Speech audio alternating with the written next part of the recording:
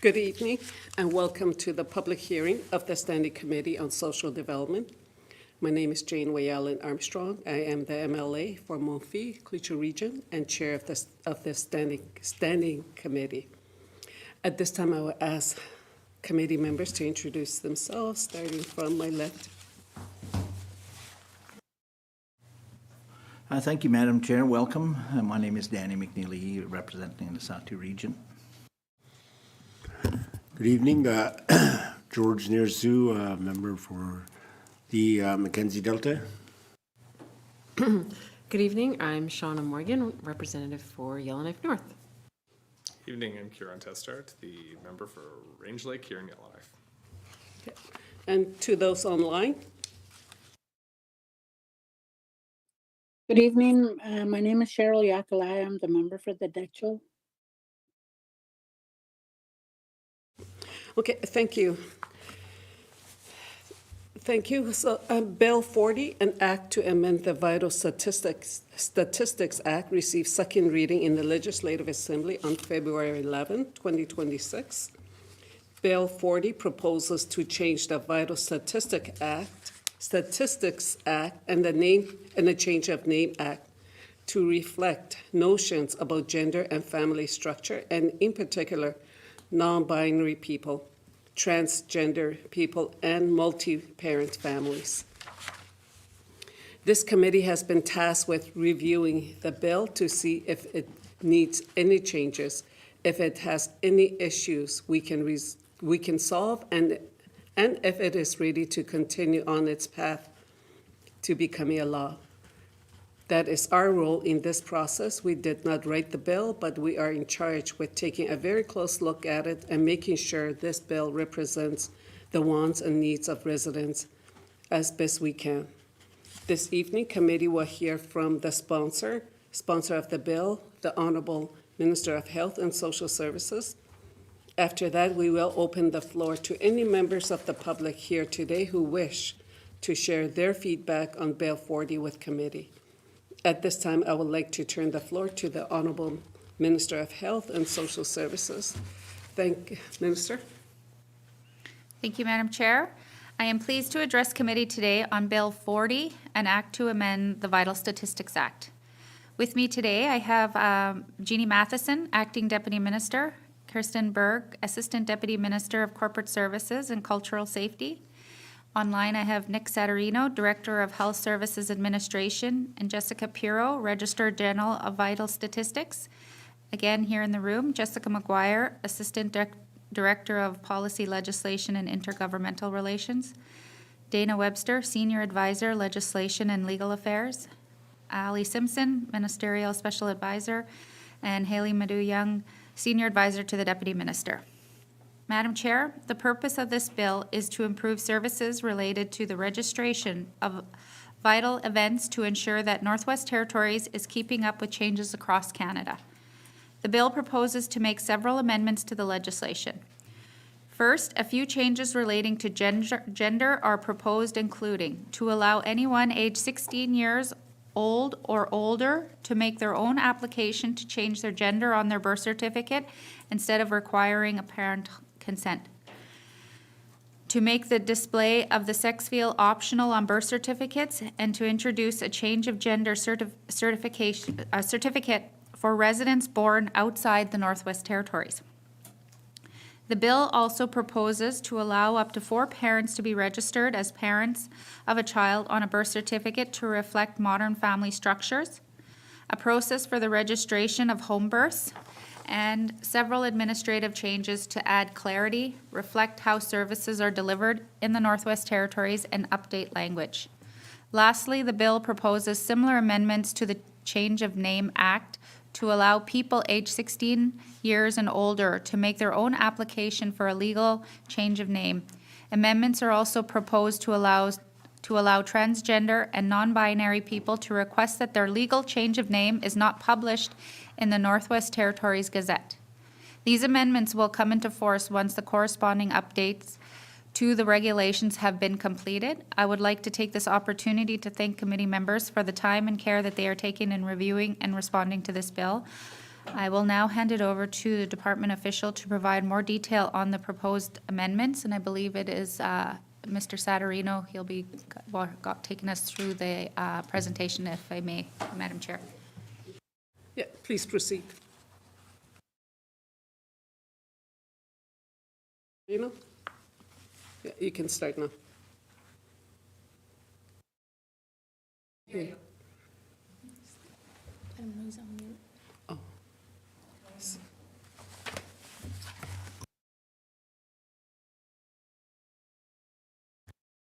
Mr. Saturino, I believe you're on mute. We can't hear you at this end. Thank you.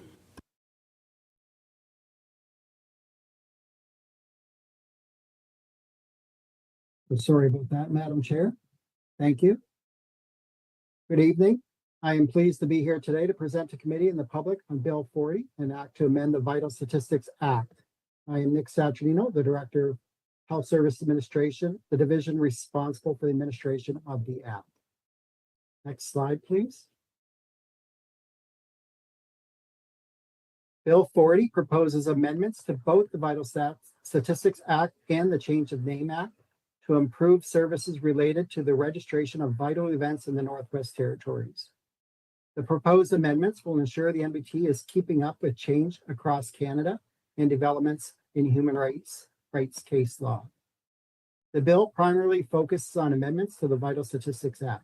This includes updates to definitions, allowing for up to 4 parents to be registered as parents on the birth registration statement, including establishing rules for last names where there are 3 or more parents, establishing a process for registering home births, allowing anyone aged 16 years old or older to make their application to change their gender on their birth certificate, introducing a change of gender certificate for residents born outside of the Northwest Territories, authorizing nurse practitioners and registered nurses to complete the medical certificate of death portion of the death registration statement, clarifying who is eligible to obtain information about a vital event, and making the display of sex fields optional on birth certificates. The bill also proposes a couple of amendments to the Change of Name Act for consistency with the gender-related changes being proposed to the Vital Statistics Act. This includes allowing anyone aged 16 years or old or older to make their own application to change their name, allowing transgender and non-binary people to request their legal change of name is not published in the Northwest Territories Gazette. I will provide more detail on these proposed amendments on the next slides. Next slide, please. I will first discuss the proposed amendments to the Vital Statistics Act. Next slide, please. The bill proposes a number of amendments to definitions. This includes changing parents having custody of children to parents having decision-making responsibility. This amendment is in line with the Divorce Act and Bill 23, an act to amend the Children's Law Act. And other parent was updated to include a cohabitating relationship with the intention to parent. This has been added to current definition, which includes parents by artificial reproduction under the Children's Law Act. Next slide, please. Under the current Vital Statistics Act, applications for a change of sex designation are currently limited to adults over 19, parents applying on behalf of children, or minors who are 16 years old who are living independently. NUT residents have specifically requested the ability to apply to amend their own certificate and for certificates without the sex field shown.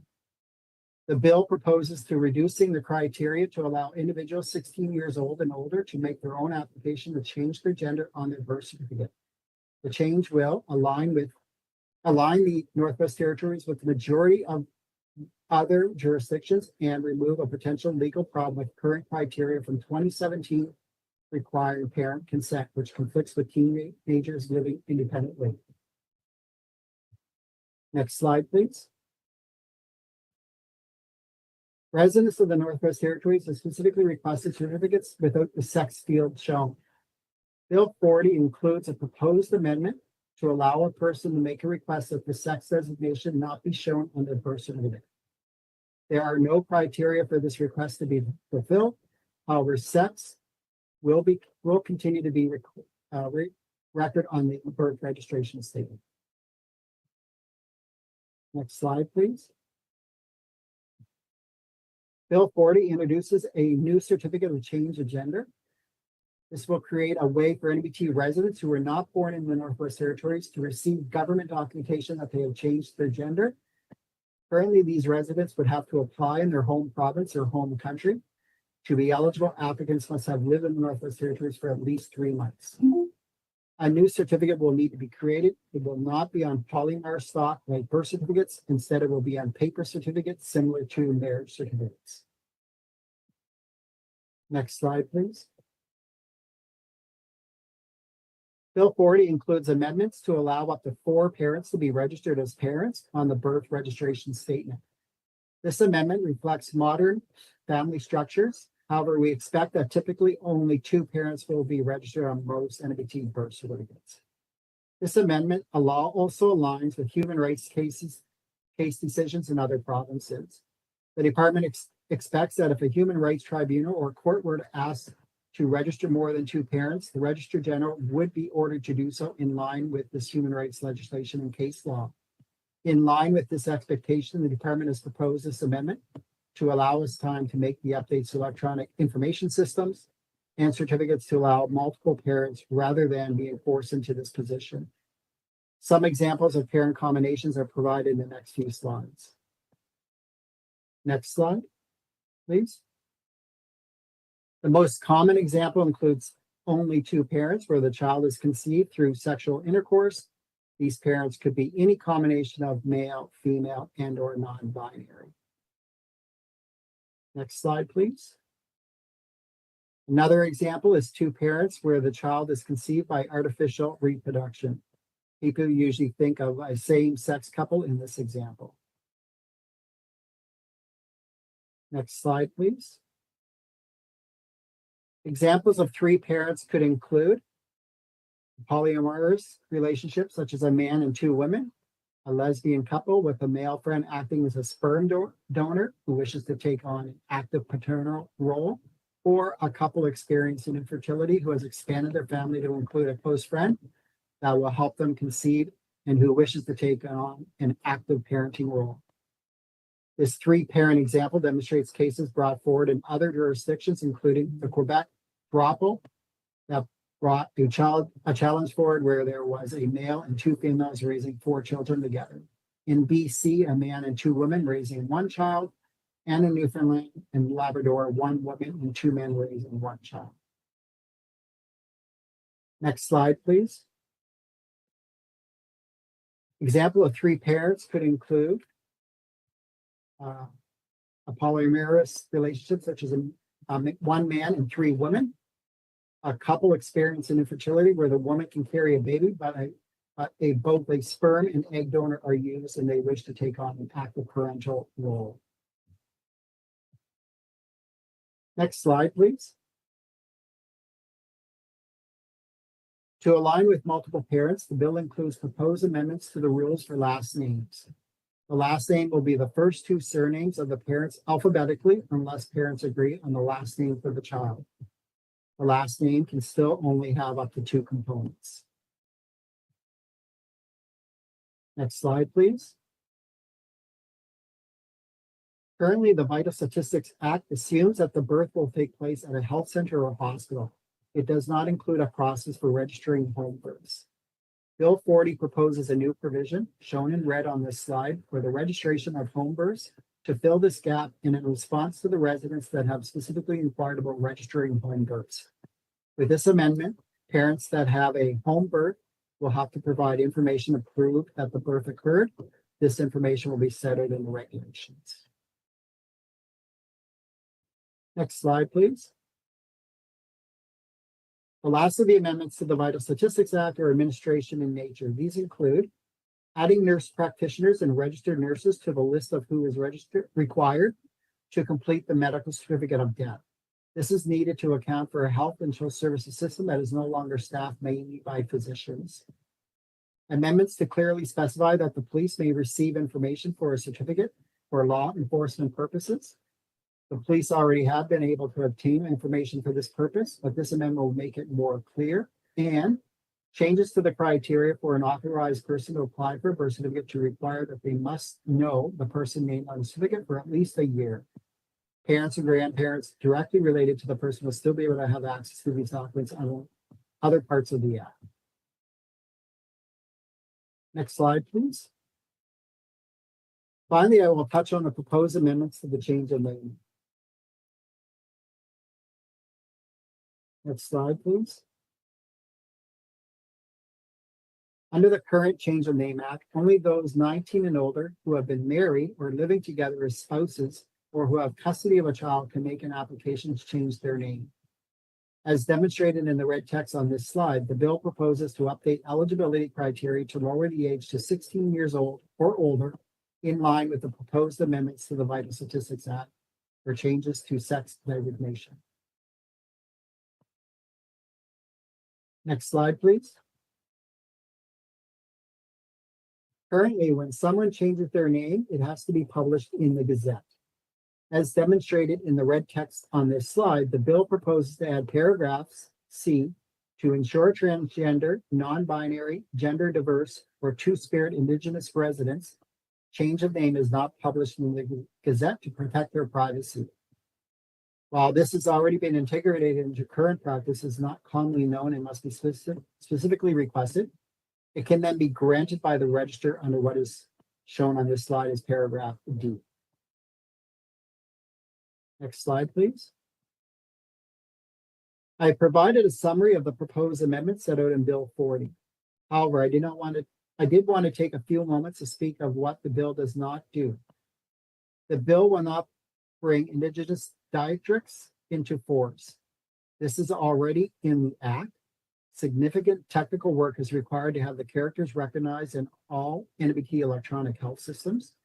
Further, implementing this change before dialects can be recognized across Canada or internationally will lead to unintended consequences and harm to individuals. For example, it could cause issues accessing medical care in Alberta or obtaining a social insurance number or a passport. The bill also did not make gender neutral changes due to the capacity of the health insurance services injustice. There's more details on the next slide. Next slide, please. Making gender neutral changes to the Act is more complicated for this legislation than it seems. The department recognizes that terms used in the Act, such as birth mother and father, do not address parents who identify as non-binary or transgender. As society moves from the concept of parentage at the moment of conception based on who provided what genetic material to create an embryo and or marital status to the intention of the people to parent daily in the life of the child, how we approach this in legislation requires careful thought to ensure it is done correctly. Birth mother in other provinces, and increasingly being changed to birth parent or parent, who has birthed the child. Currently, Bill 23, an act to amend the Children's Law Act, has changed it to birth parent. We anticipate incorporating this on vital statistics forms as we move forward. We are having more challenges replacing father. Bill 23 says the child is the child of their biological parents. In the Vital Statistics Act, father is defined as the person who acknowledges himself to be the biological father of the child. The person whose sperm resulted in the conception is likely the most relevant replacement. While the department has carefully considered how to approach these changes, we did not have enough time to engage, including with impacted residents, Indigenous governments, or the Department of Justice. This work will be done in a separate initiative. Next slide, please. That concludes my presentation on Bill 40. We would be happy to answer any questions. Thank you, Minister. Committee, are there any questions? MLA McNeely? Thank you, Madam Chair, and thanks for the presentation here. My first question is,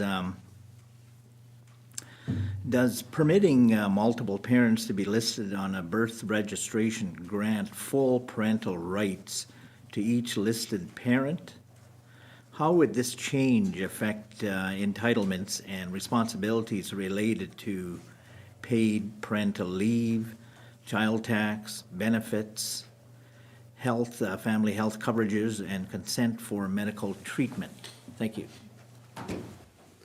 Thank you. Minister? Thank you, MLA McNeely. To answer that technical question, I'm going to turn it over to Dana. Please proceed. Yes, thank you. Some of those details have to be worked out, but largely the fact that a person's name is on the birth registration as a parent is not legally the only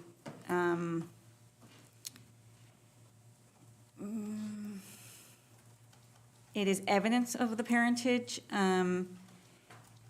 but the processes for states and medical consent and some of those other examples you gave for multiple parents are through a different process of parentage that is set out in the Children's Law Act, which is part of some of the work that needs to be completed,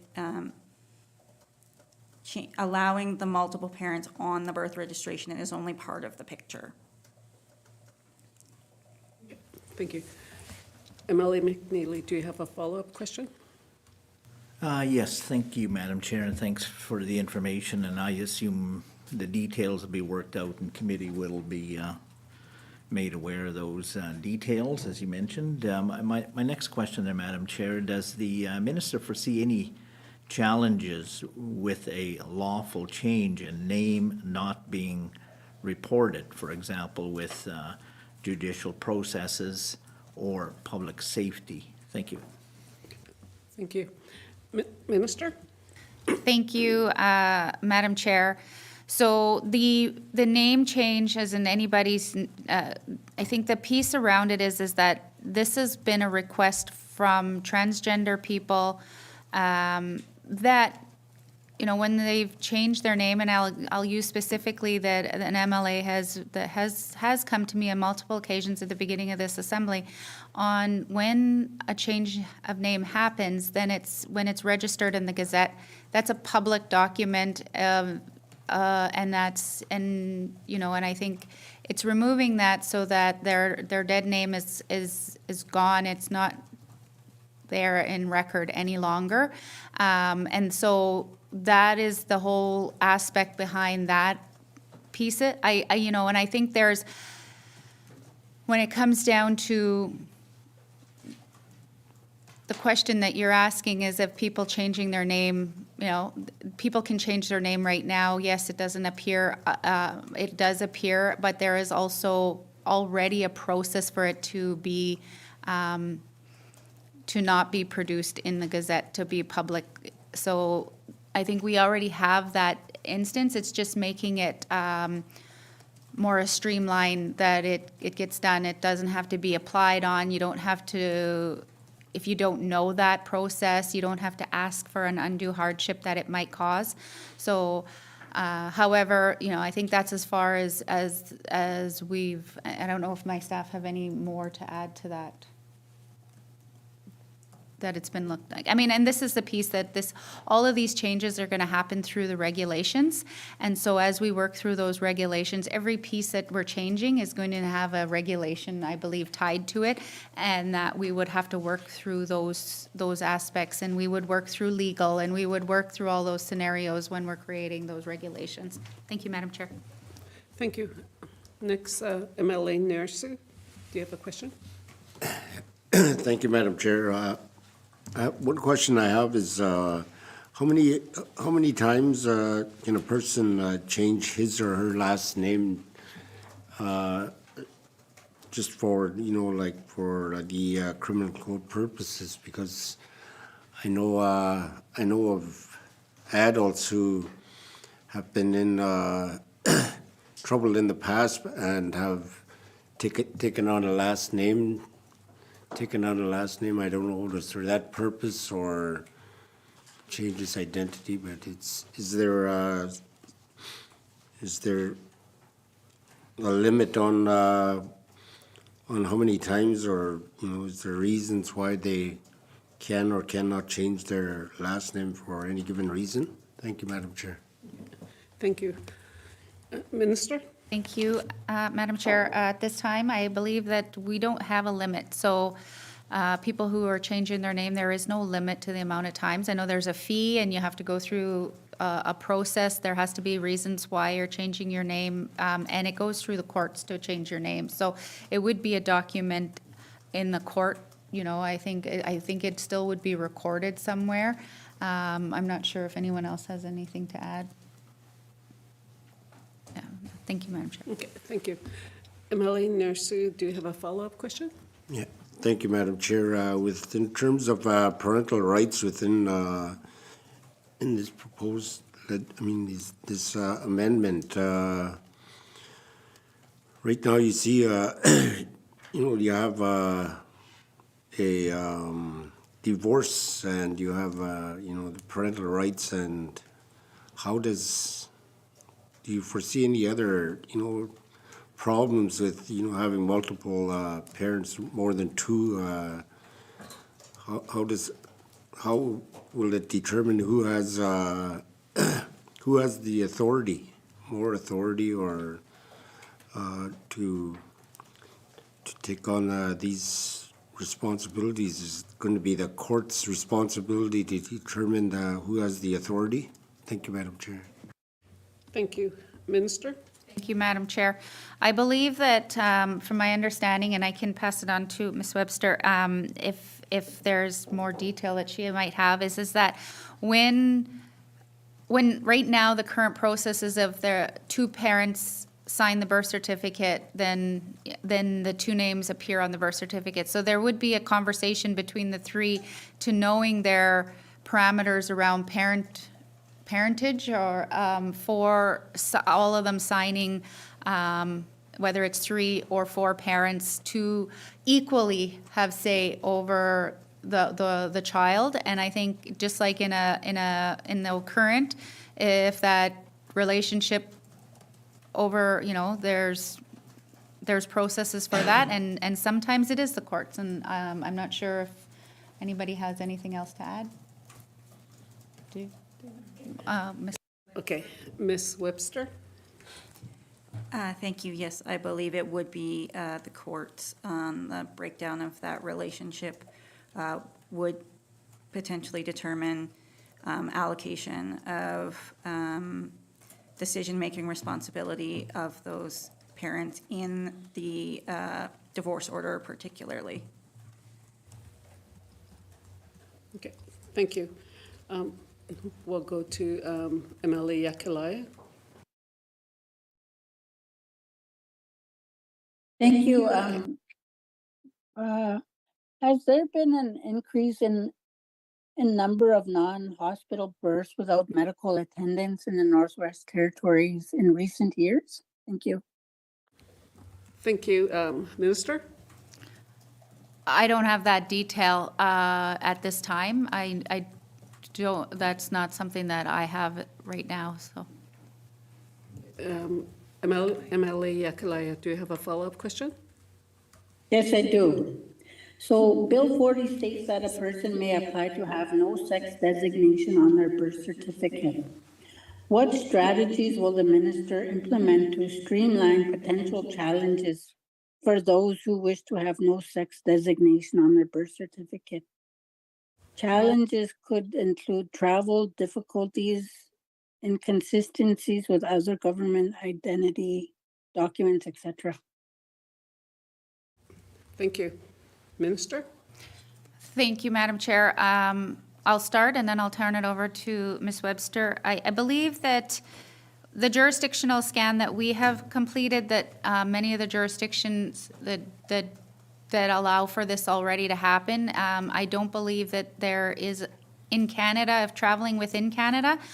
But as a Minister of Health and Social Services, Northwest Territories, I cannot control what other countries do, and what other countries are allowing into, when there's certain designations. So if there's anything more, I can turn it over to Ms. Webster. Ms. Webster? Thank you. All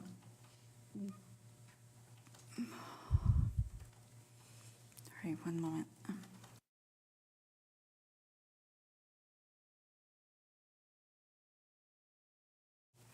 Thank you. Well, we cannot control how that is received. The sex that they have indicated previously, either from birth or from a previous change of their sex designation, remains on their birth registration form for the Northwest Territories. If it becomes a problem, a certificate with that information can be obtained. I understand that may not be the most ideal solution, and we will work through those challenges to help streamline that as we move forward if the bill is approved. Okay. Thank you. Now we'll go to MLA Testard. Thank you, Madam Chair. So just picking up on my colleague, Mr. Narsu's questions around how the change of names could impact judicial and criminal proceedings. The RCMP is concerned with the consequential amendments to the Change of Name Act, pointing out that all police and judicial records are tied to specific legal names, and even minor name changes can affect outstanding warrants, records of past violent behavior towards members of the public, et cetera, et cetera. So they're concerned that omitting the publication of name changes could allow for something to be missed, and therefore people to be left out of these police databases. So what is your perspective on that? Did you assess that concern when you drafted the bill? And do you have things in place to mitigate it? The RCMP also points out that there are privacy laws in place, both federal and territorial, that would prevent unauthorized access to information. So is there, I guess, a two-part question. Did you consider it, and are there other methods to prevent dead naming, which is a real concern, but still maintain the integrity of gazetting legal name changes? Thank you, Madam Chair. Thank you. Minister? Yep, thank you. I believe that there was consultation with the RCMP, and they did not raise that in the initial consultation phase. So I don't believe they raised any. So we can take that back, but I mean, within the process that where we're at now, it wasn't raised. As for not publishing it in the Gazette, it is, I think there is the process to request to not have it published, and that it's when you're doing the change of name, it'll be part of the application, I believe, to say whether you want it published or not published. You know, here nor there. I mean, anybody wanting to change their name for any circumstances related around changing their name for criminology, I mean, if they're going to find a loophole, and they're going to find a loophole. I mean, so what we can do is we can take this back in the regs and see if there's anything that we can. I don't know if my staff have anything to add to that. Jeannie? Ms. Matheson? Thank you, Madam Chair.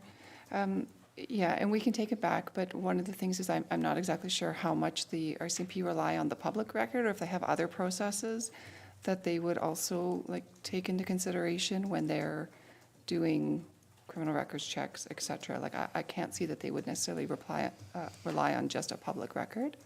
So, but again, like to the minister's point, we'll take that back and follow up. Thank you. Okay, thank you. MLA Testard, do you have a follow-up question? Yes, just to follow up on that, though. So they're raising this now. I don't think they'd raise it if it wasn't a concern for their internal systems and all that other stuff. And probably the legal record of the Northwest Territories impacts those criminal proceedings or the criminal records and other things. I don't know the ins and outs of it, but they are raising it. So I would encourage you to make sure that if there is a loophole being created, that we plug it now rather than advertising it for potential malfeasance. On the flip side, the YWCA has raised a concern around allowing law enforcement agencies in other countries to apply for vital statistics register searches, specifically due to the safety risks this poses to LGBTQIA plus individuals who are refugees and immigrants who have laws in home countries that are repressive towards those individuals and who have sought asylum in Canada as a result. And we don't want to foster more opportunities for gender-based violence or anti-trans or anti-LGBTQ discrimination. So they're recommending that there be safeguards put into that section of the Act as well. Have you looked at that concern? Is it something that other jurisdictions have put in place to ensure the protection of individuals who are vulnerable to that from foreign law agencies? And that section, I believe, is 17 of the legislation. Thank you, Madam Chair. Thank you. Minister? Thank you, Madam Chair. So this type of information, when we did the call out for feedback on the legislation, this is the first that we're hearing of this concern. And so we will have to take this back and see if if there's a way to amend, make an amendment, or if it's in regulations that we can protect, to protect that information on certain circumstances. So we'll take that back, because I think from now, here we are, reviewing it, but we still have time to take a look at it, take it back, and then, if it's in regulations, that would come after. So, thank you. Okay. Thank you. MLA Morgan? Thank you, Madam Chair.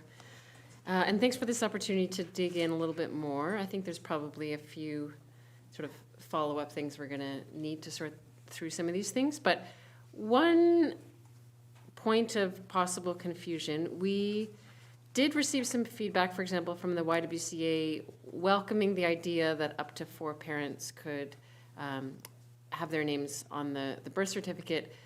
And from their point of view, it was acknowledging that families in the north can operate differently. And I think they were thinking more in terms of, say, custom adoptions, or an auntie or a grandparent might actually take the role of primary parent. And so I think they were envisioning that this change might allow someone else, like those examples, like an adoptive parent or another family member could be then on the birth certificate. Can you clarify whether that is actually possible, the way you've drafted this legislation? Or like all the examples that were given in the presentation had to do with sort of spousal relationships of various kinds, or some kind of biological, relation to the conception of that child. But is this intended to be broader and include, for example, custom adoptions and roles of other family members? Thank you, Madam Chair. Okay, thank you. Minister? Thank you, Madam Chair. I think right now where we are is we're trying to bring the legislation in line. However, we do know exactly the example that, when you're saying, so I believe that with creating the regs and creating the forms, it's going to be that, from now and if and when this legislation does, if it passes, and we start to make the amendments and make the changes on the regs and stuff like that. However, I don't know if we had gotten that far, but I can turn it over to Ms. Webster. She can kind of explain that relationship. I know Nick has tried, because that was my first time coming across my desk. I was like, what does this mean? So I can turn it over, and the definitions of who and on roles, I think that's amongst the parties. So, but I'll turn it over to Ms. Webster, if that's okay. Yes, please proceed, Ms. Webster. Thank you. To Ms. Morgan's question, no, we had not specifically at this point considered custom adoptions or that type of parent in there. It was more of a spousal relationship that was considered at this time. Okay, Ms. Morgan, do you have a follow-up question? Okay, thank you, Madam Chair. I guess we'll maybe sort out in written communication after whether the law as it's drafted now would potentially allow for it if it was sorted out in regs, or if it's actually just stopping anyone who's, say, an adoptive parent from being able to be on the certificate. But I wanted to ask another question. My understanding is that for someone for someone under the age of 18, so between 16 and 18, to be able to change it would essentially be their gender marker. And just to note, I did find it pretty confusing in the materials and in the law that the terms sex and gender seem to be used interchangeably, but I understand them to be two different things. I think that could potentially be sorted out and cleaned up, and I think the Northern Mosaic Network provided a helpful suggestion that what we're really talking about here is a gender marker that people use as sort of a shorthand, MF, as a marker of a gender identity, because sex itself is anatomy. But anyway, for someone to change that who is a minor, who's under 18, my understanding is they need to get a statement from a designated professional. And it seems like that would most often be like a medical worker or a social worker. Can we remove that requirement?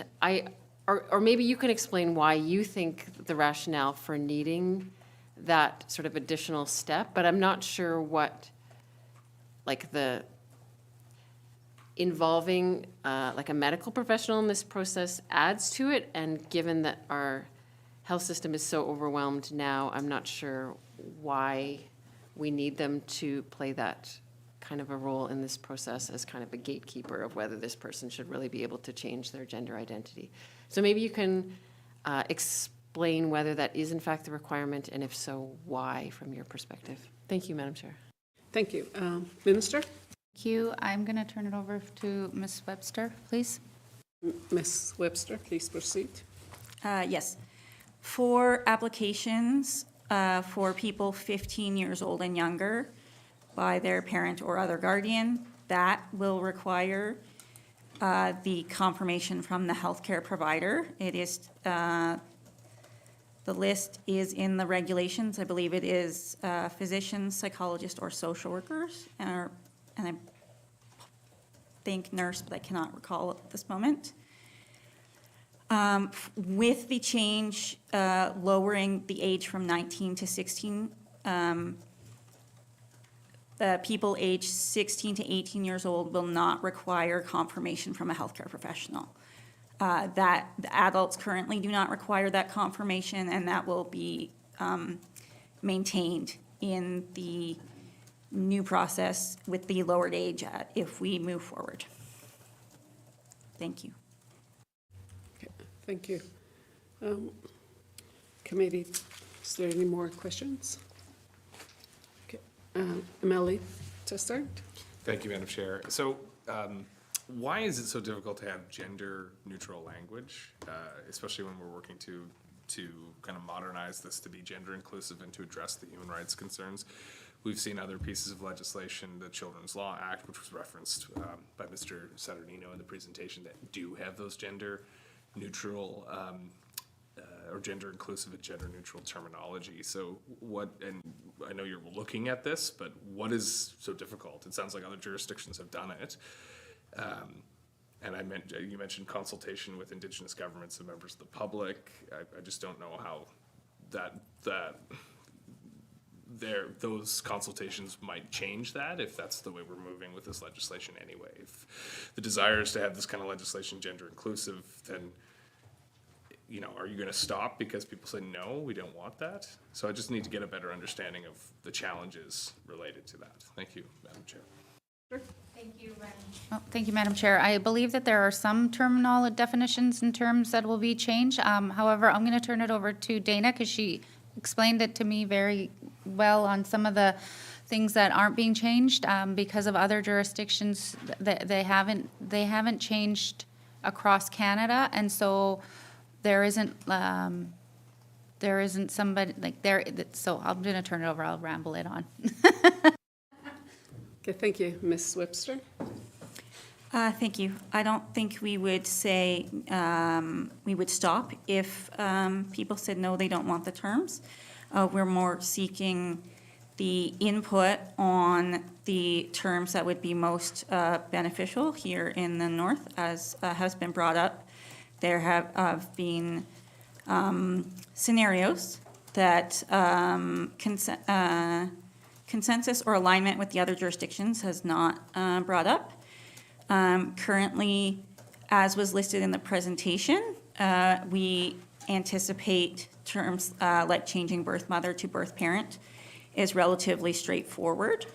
Unfortunately, during the timing of drafting of the bill, Legislation Division at Justice was not able to change all of the gender-neutral terms in the legislation, so they have not been made at this time.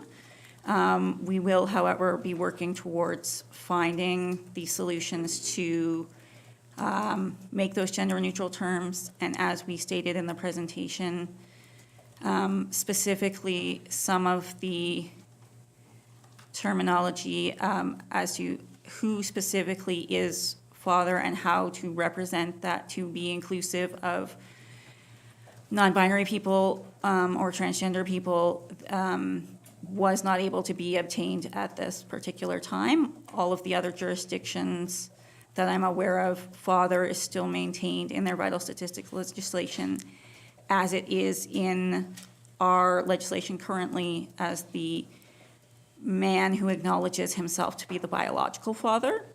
And that definition will just take, we would like to get the input on it before we choose what the gender neutral replacement of that would be.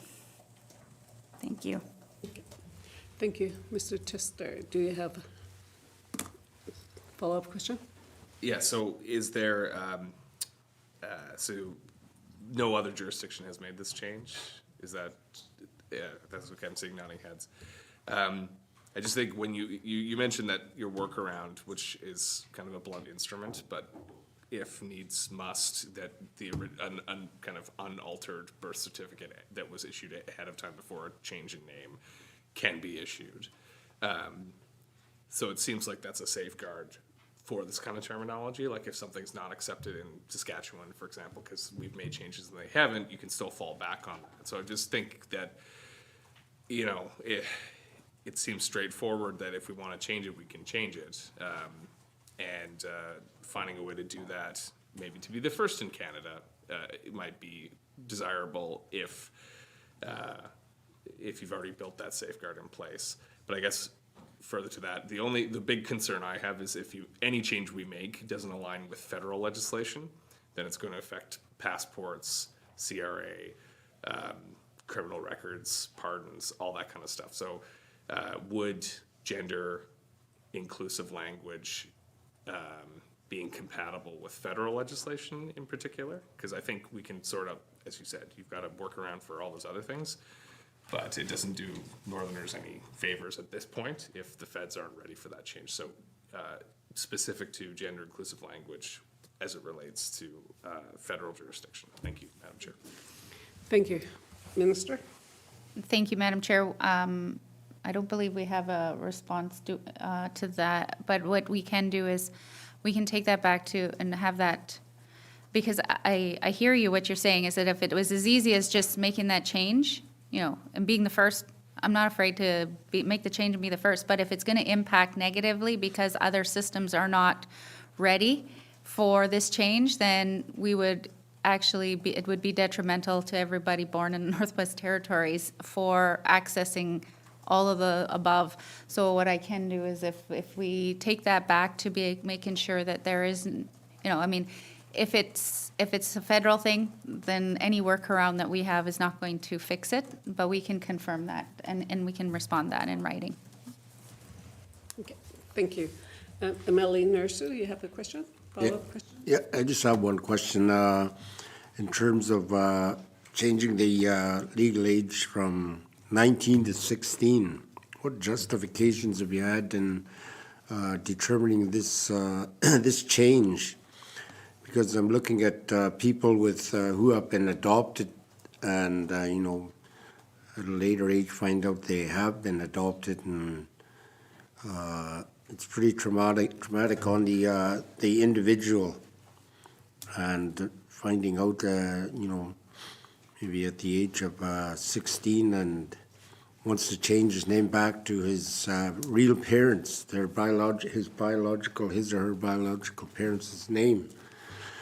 Because I'm, you know, I'm separated and I have 2 children, and my son uses my name, but my daughter uses her mom's name, last name, and you know, it's, to me, it's, you know, it's disrespectful. And you know, she's well over the age of 18, and you know, even that, it is, I find it disrespectful. And you know, what justification do you have that shows it'll be easier from at 16 rather than 19? You know, some of these adoption cases may come into play where it has traumatized the youth, finding out he or she was adopted and may want to change back to his biological parents' name. Just more of a justification question on why the age of 16. Thank you, Madam Chair. Okay. Thank you. Minister? Thank you, Madam Chair. I mean, in the terms of decision-making and the legal definition of what age can somebody make a decision, and I think what we used was we aligned with other jurisdiction and those definitions and those areas where when somebody is at a certain age, they can legally decide on certain things for themselves, like health, you know, making health decisions and making decisions to what the circumstances. It could be just, you know, and it's not necessarily changing last names. It can be changing name is changing their first name. So if they identify, you know, as it's different from their birth sex or gender, and they want to change their name to, you know, at 16 when they're legally able to, you know, change their name to their, because what happens is that's actually detrimental to many youth when all of their legal registration, enrollment into everything is their legal name, and then it basically they continue to be called their dead name. And I think that's the reason behind a lot of but using 16 is what is used across Canada for this. And so when we make decisions we look at cross-jurisdictional scans, it's you know, and it's people's rights to be able to make those decisions for themselves, whatever name they want to have, you know, whose name they want to have, whose last name they want to have, or changing it altogether. So thank you, Madam Chair. Okay. Thank you. I do have a question too as well. Okay, certificate of change of gender, not born, not NWT born. And you guys, it was part of your presentation, and it says introduces a change of gender certificate for residents born outside of the Northwest Territories and must be resident in NWT for at least 3 months. Can you explain this further, please? Thank you. Thank you, Madam Chair. So the example that I would use is, you know, I mean, in some jurisdictions, they may not have this in their legislation that they can change, so they can't remove the gender off of their birth certificate. And so what will always be will be what they were born with, right? So if they are coming from another jurisdiction and they're born male, they identify as female, they are now female, but their jurisdiction doesn't allow for it, or their country doesn't allow for it. Like Mr. Testart said earlier, that we have people coming to our country from other jurisdictions that they don't allow for this. It's, you know, basically in some countries it could be illegal or for them to even consider that. So for them to be able to get other services or documentation, we can provide them a certificate. they would have to provide the, you know, the information that they go by and their birth certificate, and we would just certify them if they're an NWT resident and they've lived here for more than 3 months. And another example I used is, you know, the growing change in politics across Canada. We have some jurisdictions that, you know, we listen to. We have south of the border that we listen to, that there's always this controversy on this topic, and we want to make sure that, especially in Alberta, we have many residents that are born in Alberta just because, you know, high-risk pregnancies and, you know, close to cross borders, and they do have Alberta birth certificates. So if they do not allow for that change on their birth certificate, we can provide them with a certificate, because they would be NWT residents, but they would hold a Alberta birth certificate. Thank you, Madam Chair. So that means, just like the last scene, so they would have 2 birth certificates then? Somebody born due to medical reason, born in Alberta and the Northwest Territories. Is that what you're saying? Thank you. It's not a birth certificate, it's just a certificate, certificate to say that their gender is this. It's all it would say. And it wouldn't be on a birth certificate form, it would be just printed out on, like a marriage certificate. It wouldn't be that plastic laminated thing, it would just be a certificate, but not a birth certificate. Something that's not complicated, it's getting to be complicated, but anyways. Another question is that I'm really interested, you know, this, another question is a non-hospital birth. I know, and you know, living in the Northwest Territories, we know there's a lot of our community members, older generations. A lot of them were not born in the community, but they were born out on the land. So can this be retroactive to them if they choose? You know, 16-year-old has a choice. Can these community members, okay, I know where I was born in Russell Lake or something like that, and then can they change their birth certificate? Thank you. Minister? Thank you, Madam Chair. I don't believe we would have that in the system. Like, we wouldn't, it would be designated as a home birth. That's what, we don't have the ability, I believe, in the system to, I'm going to just turn it over to Jeannie to explain it instead of writing me that.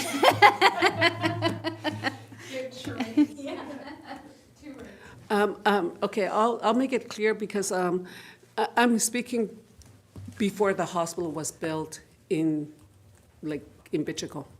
And we know that there's lots. And so home birth, this is similar to home birth too, you know, through midwifery.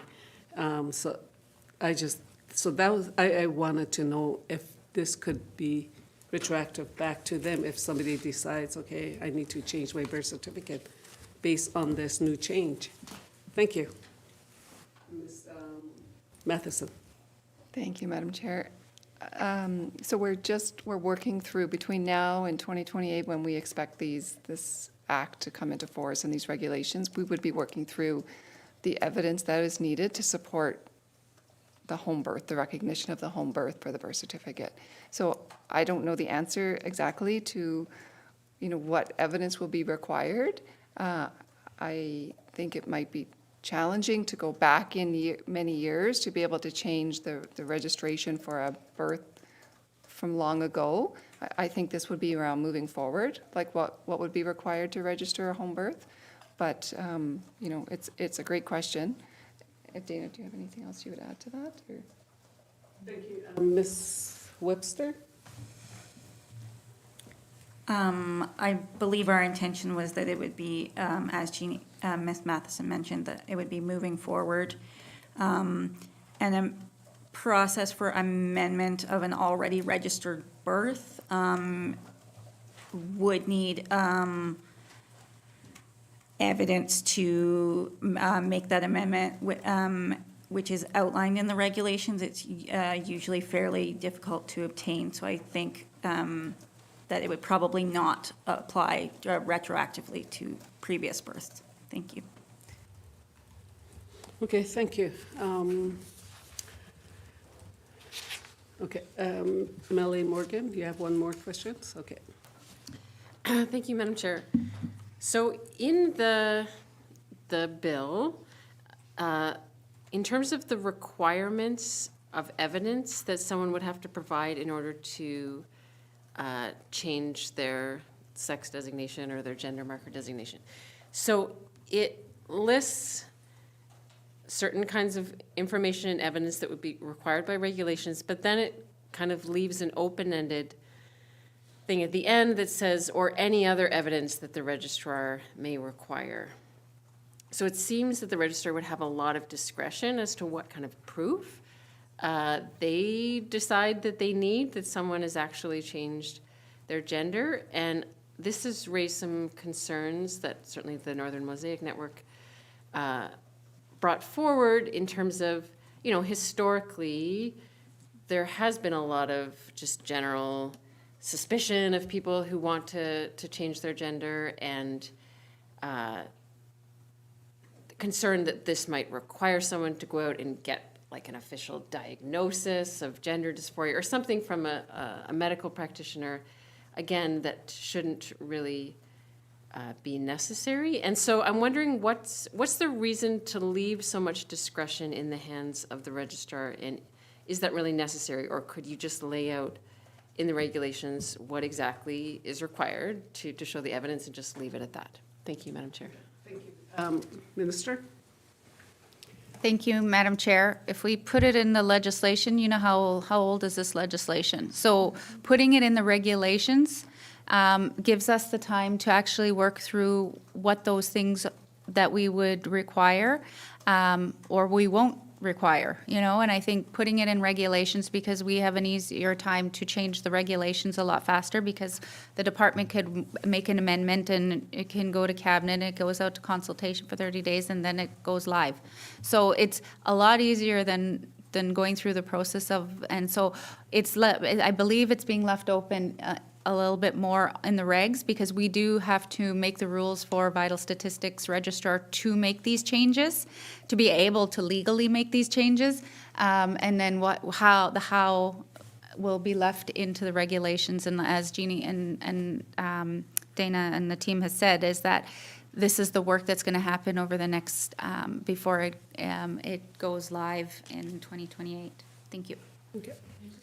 Okay, yes, yeah, go ahead, Melanie. Thank you, Madam Chair. So just to clarify, I'm okay with it saying that the evidence is going to be laid out later in the regulations, but there's an additional clause 4.3 which says that in addition to whatever the regulations say, the registrar can always just come up with something else that they think they require in that moment, that they have that kind of discretion.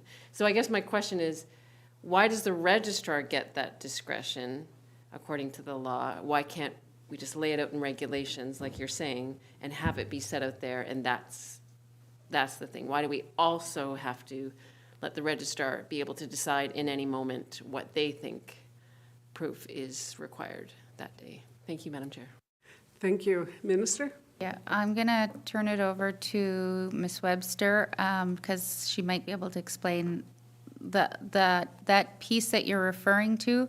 I believe is the discretion would be laid out for the registrar in the regs. Like, there would be options, but I'll turn it over to Ms. Webster, if that's okay. Yeah, Ms. Webster? Yes, thank you. As the minister indicated, the amount of discretion is needed to allow for the variety of scenarios that might come up for people. You indicated that some people the Registrar General could potentially ask about like gender reassignment surgery.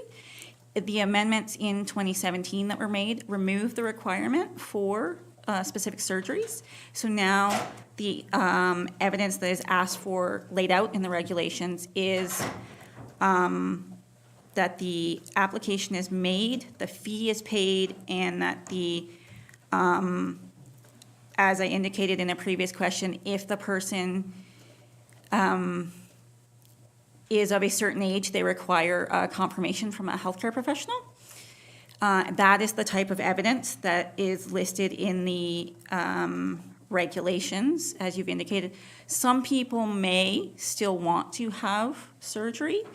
That would not specifically be laid out in the regulations currently, but the discretion could allow the registrar to still receive that information from the individual resident and make that change for them. It is merely there to allow the residents to provide the documents that they can provide or are required to provide to the satisfaction of the registrar to comply with the requirements. Okay, thank you. I want to say thank you to the minister for appearing before the committee today. At this time, I would now like to open the floor to members of the public. Is there anyone in the room that wishes to share their feedback on Bill 40 and Act to amend the Vital Statistics Act? Please indicate to our staff that you would like to speak, and our staff will help coordinate. Thank you.